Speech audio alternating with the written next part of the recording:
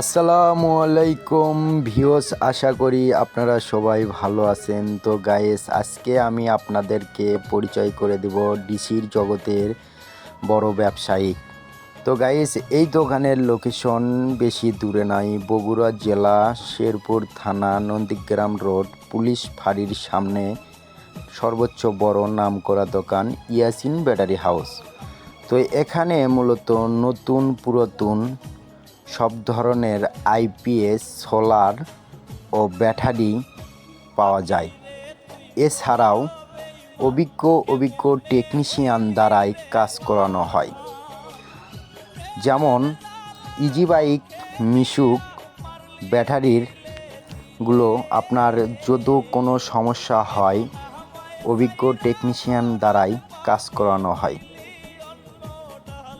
ব্যাটারির পুল ভাঙার থেকে শুরু করে রিপেয়ারিং করা হয়। এখন বর্তমানে পরিচালনায় আছেন তারেক ও সোহাগ। প্রতিষ্ঠাতার মালিক ছিলেন মরহুম আব্দুর জব্বার। তো গাইস, আপনারা অবশ্যই দেখতেছেন যে ভিডিওর মূল টপিকগুলো কি হবে।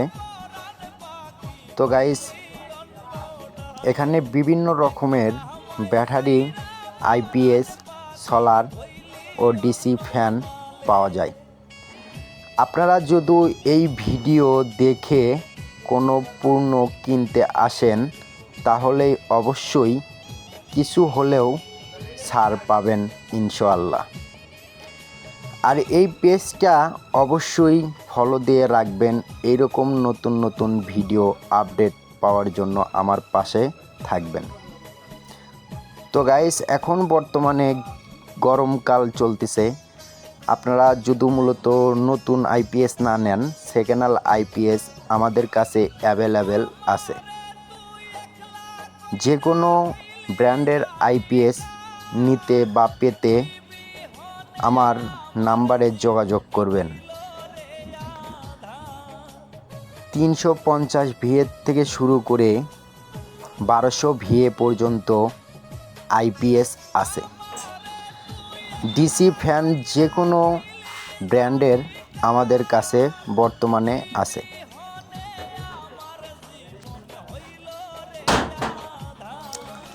ইজি বাইক, মিশুক ও পাউডার ব্যাটারি নতুন পুরাতন আপনারা এই দোকানে পাবেন।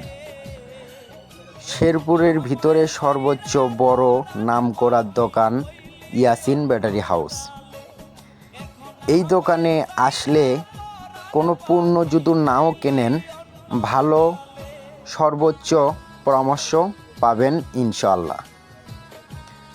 আপনি পণ্য কেনার আগে 10 বার ভাববেন।